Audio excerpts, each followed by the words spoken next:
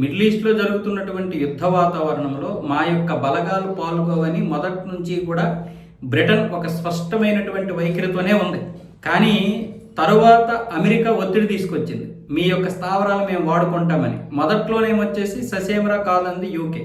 తరువాత ఆ స్థావరాలు ఉపయోగించుకోవడానికి అవకాశాలు ఇచ్చింది.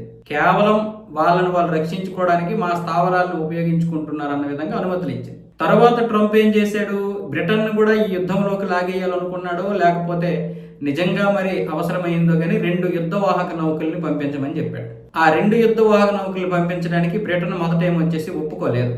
అంటే మేము పంపించమని చెప్పలేదు, పంపిస్తామని చెప్పలేదు. తర్వాత ఏమొచ్చేసి ఒక వాహక నౌకనైతే పంపిస్తున్నారు, ఇంకొక వాహక నౌక గురించి ఆలోచిస్తున్నారు అన్న విధంగా బ్రిటన్ సైన్యం అయితే ఒక ప్రకటన విడుదల చేసింది. దాని గురించి ట్రంప్ మాట్లాడుతూ, బోడి మీ నౌకలు ఎవడకు కావాలి, ఇప్పుడా నౌకలు పంపిస్తున్నారు, అది కూడా పంపించాలో వద్దని ఆలోచిస్తున్నారు. ఒకప్పుడు బ్రిటన్ మాకు మిత్రదేశం, ఈ రోజు నౌకలు పంపించడానికి కూడా ఆలోచిస్తుంది. యుద్ధం గెలిచిన తర్వాత మీ యొక్క నౌకలు వచ్చి ఏం చేస్తారు ఇక్కడ, అంటే ఏం పీకుతారు అన్న విధంగా మాట్లాడాడు. మీ యుద్ధ నౌకలు అవసరం లేదు, మీరు అవసరం లేదు అన్న విధంగా ట్రంప్ అయితే తన సోషల్ మీడియా ట్రూత్లోనైతే ఒక పోస్ట్ పెట్టేశాడు. ఇలాంటి పరిస్థితులు తీసుకొస్తున్నాడు ట్రంప్. అంటే మిత్ర దేశాలని ఎలాగైనా సరే ఈ యుద్ధంలోకి లాగాలి, ప్రత్యక్షంగా పరోక్షంగా.